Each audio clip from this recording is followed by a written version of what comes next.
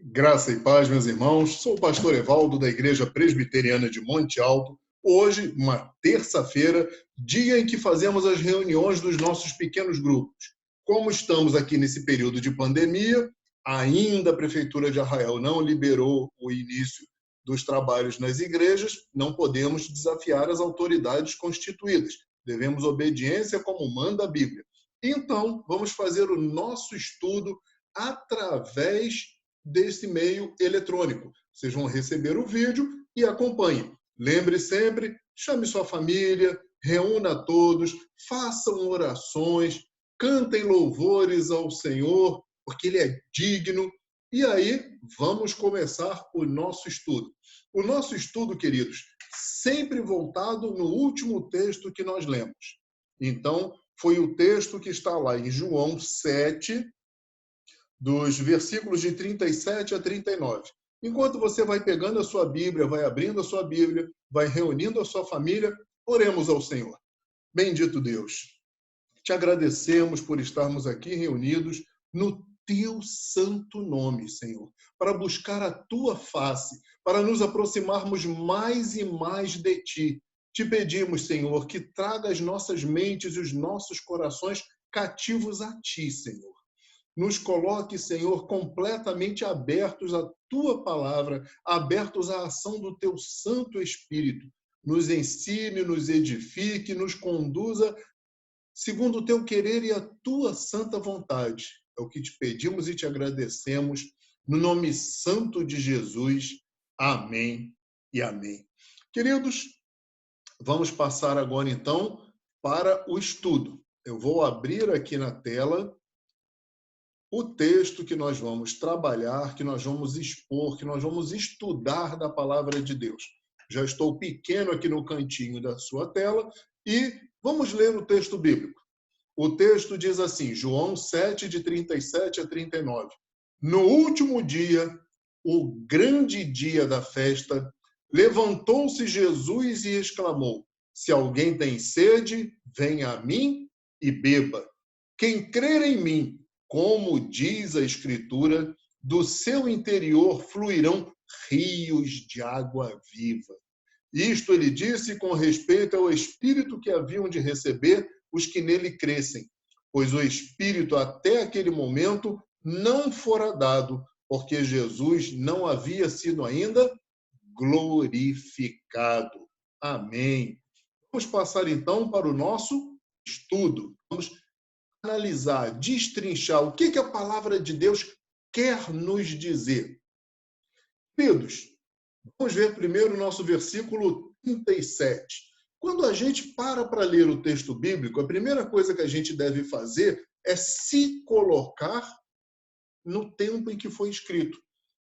A Bíblia não foi escrita para as pessoas do século 21. Ela foi escrita para as pessoas do tempo em que cada texto foi escrito. João escreveu para os que eram contemporâneos a ele naquela época. Então, quando ele escreve, ele não se preocupa em explicar muitos detalhes que todo mundo conhecia, todo mundo sabia. Então, quando ele começa falando no último dia, o grande dia da festa, levantou-se Jesus e exclamou: se alguém tem sede, venha a mim e beba. Então a gente para ver. Festa. Qual festa? O que o texto está falando? O próprio texto fala no versículo 2, que é a festa dos tabernáculos. Ora, a festa dos judeus, chamada de festa dos tabernáculos, estava próxima. Então, o texto está falando da festa dos tabernáculos. Então, vai falar muito mais coisas. O que era uma festa dos tabernáculos? Comece a fazer perguntas. Uma festa? Qual festa? Festa dos tabernáculos. Que festas eram essas? O que a Bíblia nos ensina? Haviam 3 grandes festas que Deus determinou aos judeus que eles praticassem. A primeira festa era a Páscoa. Páscoa apontava para a comunhão com Deus por meio da carne e do sangue do cordeiro, aquele cordeiro sacrificado por ordem de Deus no momento em que o anjo da morte viria sobre o Egito, a última das 10 pragas que cairia sobre o Egito, como um sinal perpétuo, que deveria ser realizado para sempre por todos os judeus, para que se lembrassem de que o Senhor os livrou da mão poderosa do Egito, os livrou da mão poderosa do faraó. Um cordeiro foi sacrificado. Na nossa Páscoa cristã, Jesus é o Cordeiro de Deus que tira o pecado do mundo. Lá para os judeus, o Cordeiro tirou a morte de sobre eles, tirou a escravidão de sobre eles. E para o cristão, Jesus, naquela data, se entrega por nós. Ele morre pelos nossos pecados. Qualquer um podia morrer pelos nossos pecados. A gente vê muitos filmes trabalhando em cima disso. O sacrifício. Já assistiram Constantine? Já assistiram vários outros? O sacrifício. Quando alguém faz um sacrifício pelos outros, aquela outra pessoa é salva. Isso é alegoria, isso é conversa, isso é mentira. Somente o próprio Deus era santo o suficiente para que o seu sacrifício pudesse pagar pela salvação de alguém. Nem se os anjos descessem do céu, não salvariam ninguém se morressem pelas pessoas. Se você quiser dar a sua vida por alguém, não vai salvar essa pessoa da justa ira de Deus contra o pecado. O único que podia salvar era o próprio Deus. E o Deus Filho desceu até nós e morreu por nós. Esse é o sacrifício da Páscoa. Ele foi o cordeiro imolado para a nossa Páscoa. E essa Páscoa do cristão, o Cordeiro de Deus que tira o pecado do mundo, que pela sua carne e pelo seu sangue nós temos comunhão com Deus, assim como o judeu tinha comunhão com Deus por causa da carne e do sangue do Cordeiro. É a nossa Santa Ceia. É a Santa Ceia para comunhão com Deus e com os irmãos. A Santa Ceia não é uma comunhão só com Deus. A Santa Ceia deve ser realizada em grupo, na comunhão dos irmãos, na presença do Espírito Santo, apontando para o Cristo que veio, morreu por nós e voltará para buscar a sua igreja. E por isso Jesus mandou que fosse feito como memorial por ele e para apontar para a sua volta, para a sua vinda, como comunhão que há entre o Pai e a sua igreja e cada cristão que ali se encontra. Queridos, é o fim do período dos judeus e é o início do período da igreja. A Páscoa marca esse limite. E o Pentecostes, já aqui, mostrando que estamos no período da igreja, a segunda festa, ela apontava no Antigo Testamento para a festa do início das colheitas. As colheitas em Israel começavam com essa festa. E nela, o Espírito Santo foi derramado e capacita a igreja de Cristo com poder para testemunhar. Testemunhar de quê? De Jesus Cristo. O Pentecostes é a festa onde a igreja é capacitada pelo Espírito Santo. Os apóstolos, 3 anos e meio conviveram com Jesus e ainda assim tinham medo. Os apóstolos viram Jesus ressuscitar, conversaram com Jesus por 40 dias e ainda tinham medo. Voltaram para o cenáculo, ficaram 10 dias trancados com medo. E o Espírito Santo foi derramado durante a festa de Pentecostes e eles ficaram revestidos de poder para testemunhar e saíram dali de uma maneira gloriosa, testificando do Cristo que veio, o Cordeiro de Deus que tira o pecado do mundo, veio, o Cristo esperado veio, o Deus Filho veio, Deus habitou entre nós e aquele que nele não crê morrerá eternamente. Essa é a mensagem de Pentecostes. Mas neste dia, no último dia, o grande dia da festa, estava se comemorando a festa de tabernáculos. A festa dos tabernáculos é o fim das colheitas. Encerra todos os ciclos. Tendo passado todos os períodos religiosos, todos os períodos de colheita, todos os períodos de pacto de Deus com o seu povo, com Israel, Tabernáculos comemorava o fim das colheitas. Para os cristãos, é a festa de gratidão pelo fim da colheita que o Espírito Santo e a Igreja estão fazendo no mundo. É a festa da volta de Jesus Cristo. Esse é o sentido da festa de tabernáculos para cada um de nós. Então, no último dia, no grande dia da festa, essa era a festa que estava sendo comemorada. Mas o texto vai mais além. Vai falar também no último dia. Por que último dia? Porque havia uma santa convocação no primeiro dia e no último dia. A festa durava 7 dias e havia uma santa convocação. Por quê? Porque todos tinham obrigatoriamente que comparecer.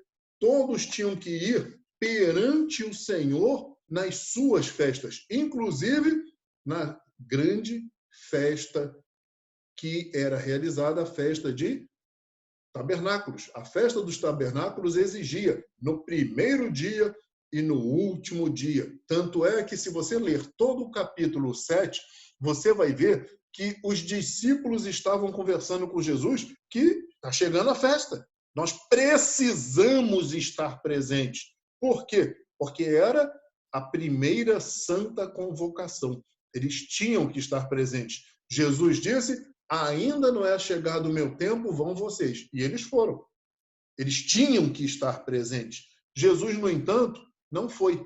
Ele deixou para ir no último dia, no grande dia, a grande santa convocação, a maior de todas. O povo inteiro já tinha que estar lá, até aqueles que tivessem se atrasado, tivessem tido algum problema, alguma dificuldade, já tinham que estar presentes. Era o grande dia da festa, o último dia da festa, a última grande convocação. Era o momento em que se dava a leitura do Salmo 118, versículos 25 e 26. Momento em que se derramava água sobre o altar, em agradecimento pela chuva que permitiu a colheita que se encerrava. Então, vamos ver Salmo 118, 25, 26. Salmo 118, 25, 26. Diz assim: ó, salva-nos, Senhor. Nós te pedimos, ó Senhor, concede-nos prosperidade. Bendito que vem em nome do Senhor. A vós outros da casa do Senhor, nós vos abençoamos. Era um momento de ser abençoado como povo. Era momento de ser abençoado como indivíduo. Era momento de ser abençoado como aqueles que têm a união com Deus, a comunhão com Deus. Precisa estar presente. Salva-nos, Senhor. Nós te pedimos, Senhor. Concede-nos prosperidade, que continue tendo bênçãos sobre o seu povo. Ouve a nossa súplica, Senhor. E ali eles faziam esse ato messiânico, apontando para o Cristo que o templo representava naquela época. Bendito que vem em nome do Senhor. E aí, queridos, é aí, nesse momento, quando se fala isso, quando se lê esse texto, bendito que vem em nome do Senhor, é que se dá essa parte do texto que nós lemos.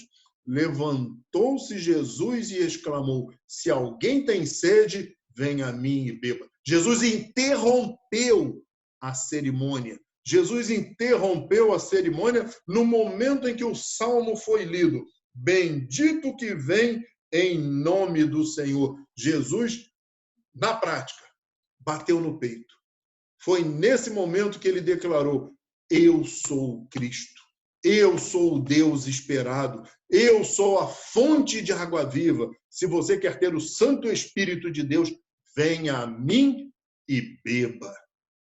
Queridos, essa cerimônia era precedida por um toque das trombetas, que convocava o povo para assistir à marcha dos sacerdotes, que iam buscar a água como oferta ao Senhor.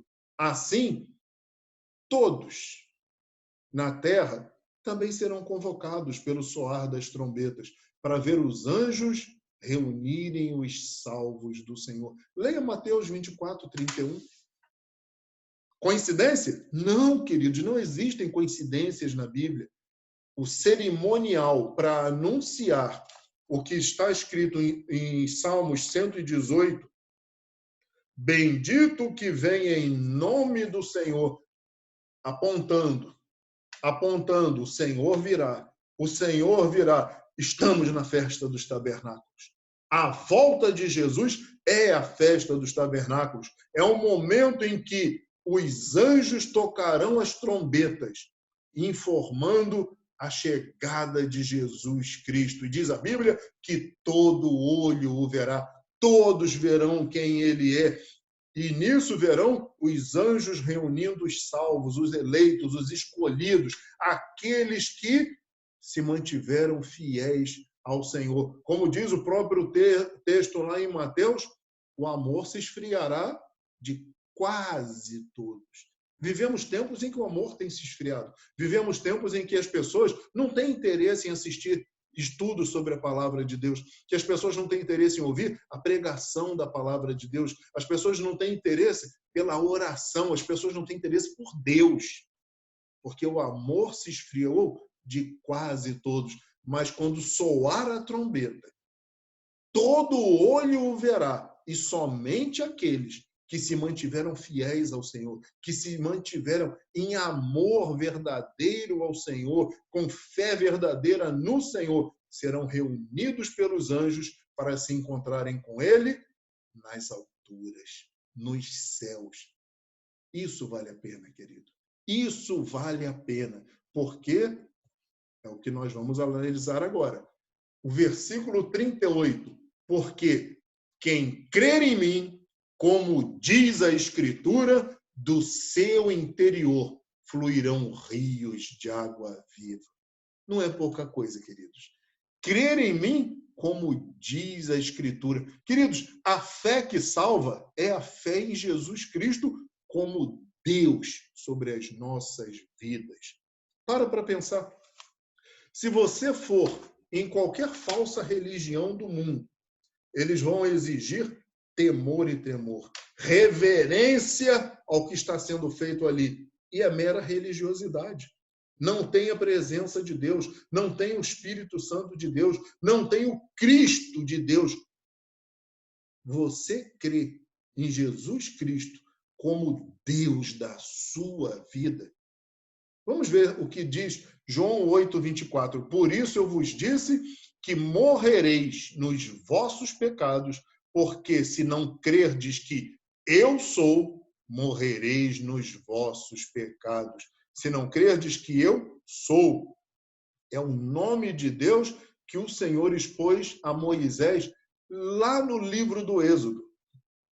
Eu sou. Jesus dizendo, se você não crer quem ele é, se você não crer que ele é Deus, você vai morrer nos seus pecados. Morrereis nos vossos pecados, ou seja, não há perdão.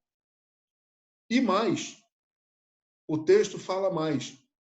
Do seu interior fluirão rios de água viva. O dom da fé. Lá em Efésios 2:8, vem falar que a fé é um dom. E ela é um dom porque é por ação do Espírito Santo que nos é dado por Jesus Cristo. João 4, Jesus explica isso de uma maneira maravilhosa, quando ele fala com aquela mulher samaritana. João 4,14. Aquele, porém, que beber da água que eu lhe der, nunca mais terá sede. Pelo contrário, a água que eu lhe der será nele uma fonte a jorrar para a vida eterna.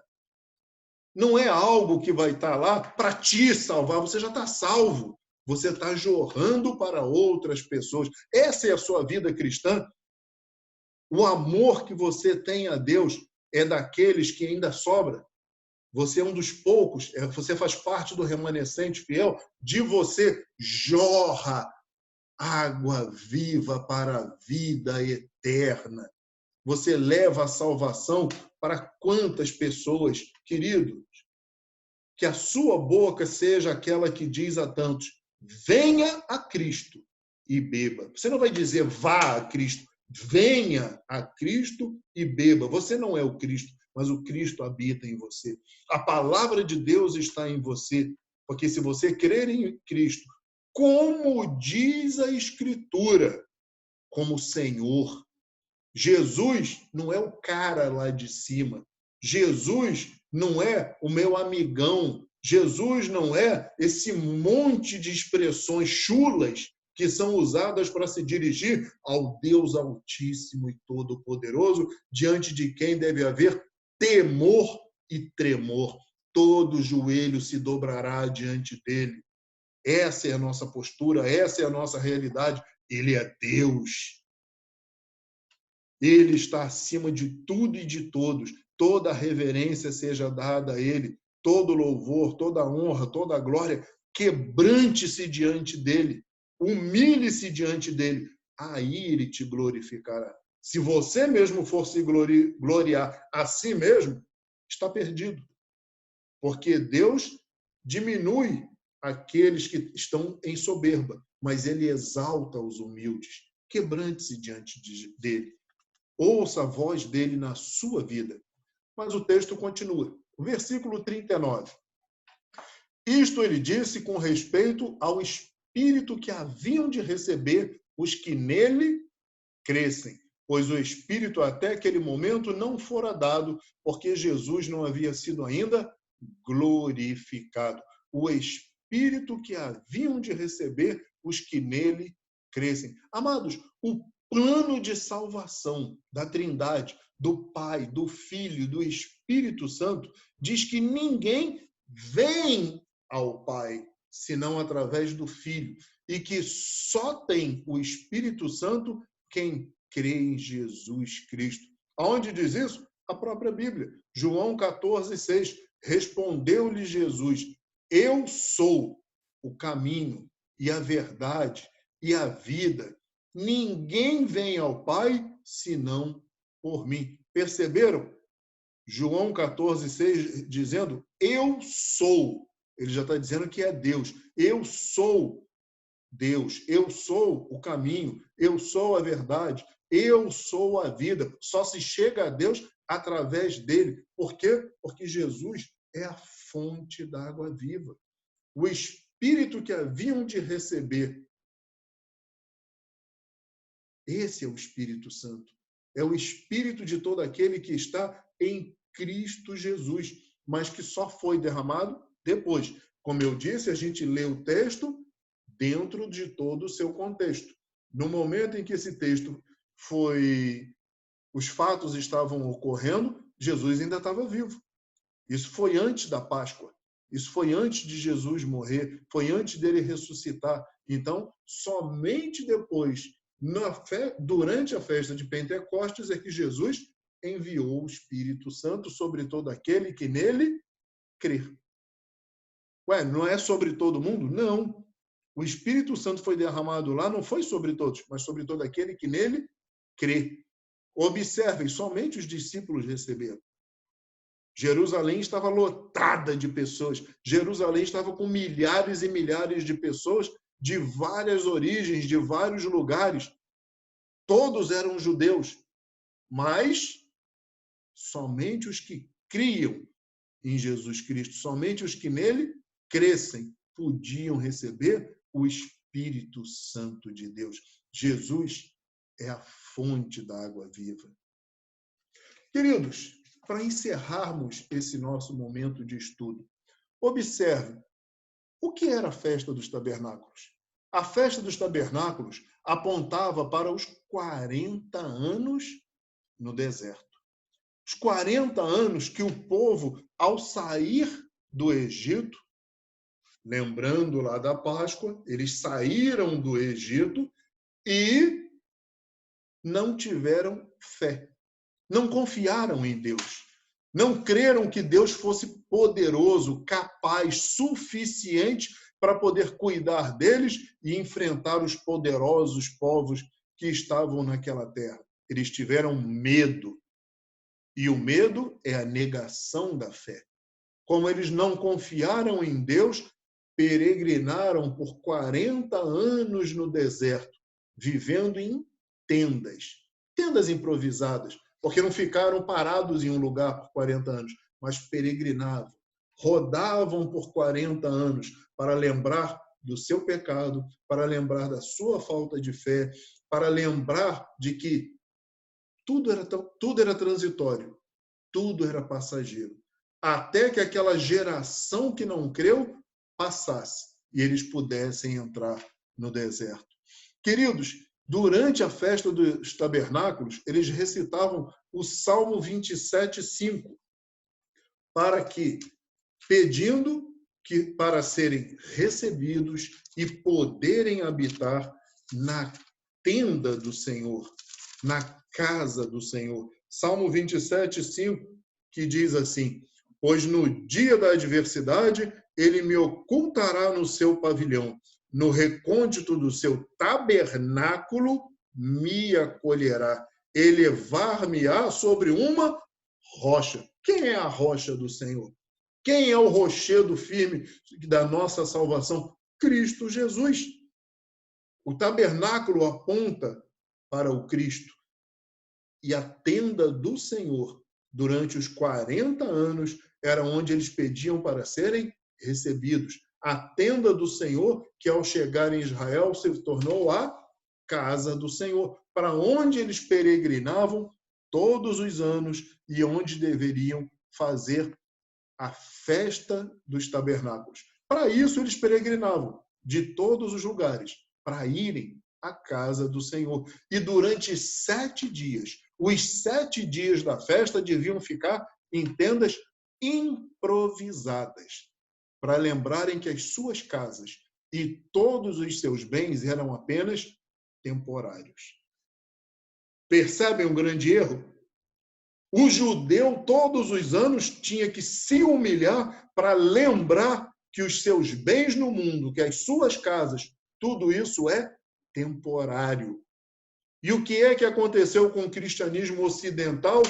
Nós transformamos o mundo no nosso lar perpétuo. O shopping é melhor do que a casa de Deus. O dinheiro é melhor do que a presença de Deus. Os bens são melhores do que Deus. É isso que o mundo hoje tem feito. É isso que o cristianismo de hoje tem feito. Durante os 7 dias, eles ficavam em tendas improvisadas para lembrarem que as suas casas e todos os seus bens eram apenas temporários. Os bens eternos, os relacionamentos eternos só existem com o Deus eterno na Jerusalém que desce dos céus. A volta de Jesus Cristo. Queridos, precisamos rever os nossos conceitos, precisamos rever os nossos princípios, precisamos rever a forma como conduzimos os nossos lares cristãos, precisamos rever a forma como criamos os nossos filhos, precisamos rever os nossos casamentos, os nossos relacionamentos. Você quer que os seus relacionamentos sejam eternos? Leve esses relacionamentos para que sejam relacionamentos com o Deus eterno. Se você quer que o seu casamento seja abençoado pelo Senhor, viva o seu casamento na igreja. Viva o seu casamento diante de Deus. Você quer que os seus filhos, quando você não puder mais olhar por eles, zerar por eles, que eles estejam no caminho correto, que sejam boas pessoas, que sejam pessoas de caráter, viva com os seus filhos na casa de Deus, segundo os valores de Deus, porque esse é o Deus eterno e você vai habitar com eles na Jerusalém que desce dos céus. Traga todos os seus bens e apresente-os diante de Deus. lembrando que os seus bens deste mundo são passageiros. Não coloque ali o seu coração. Coloque o seu coração em um verdadeiro relacionamento com Deus. Coloque o seu coração na certeza de que a qualquer momento as trombetas vão soar. Todo olho verá a volta de Cristo Jesus. E aí sim, nós teremos o início da nossa festa dos tabernáculos. A volta de Jesus Cristo, o Rei dos Reis, Senhor dos Senhores, aquele diante de quem todo joelho se dobrará. Vamos encerrar aqui nossa apresentação. Isso. Voltamos para a tela inteira e vamos encerrar o nosso estudo pedindo a Deus que Ele alcance o seu coração. Jesus Cristo é a fonte de águas vivas que vai jorrar eternamente de você, se você crer em Jesus Cristo como Deus da sua vida. Creia nele, porque a salvação está nele. Vamos orar. Pai bendito, entrego a Ti, Senhor, a minha vida, a vida de cada pessoa que assistiu esse estudo, os nossos familiares, todo o nosso ser. Tira, Senhor, os nossos corações dos bens que são materiais, das lindas casas que construímos, de tudo aquilo que nós fazemos apenas transitórias, apenas para o mundo. Nos ajude, Senhor, a olharmos para as coisas que são eternas, para olharmos para o Deus eterno e imortal, invisível, mas real. Ao Senhor toda a honra e toda a glória. A Cristo Jesus, Senhor nosso, toma, Pai, as nossas vidas, conquista, Senhor, o teu lugar nos nossos corações. Abre, Senhor, os nossos corações para Ti, Senhor. Nos ajude, Senhor, para que a nossa fé seja uma fé verdadeira. A fé que conduza a crer em Cristo Jesus. A fé que leva ao Pai. A fé que derrama o Espírito Santo. Em nome de Jesus, Senhor, toma cada um nas Tuas mãos, guardando, protegendo e abençoando. Em nome de Jesus. Amém e amém. O Senhor te abençoe e te guarde, em nome de Jesus.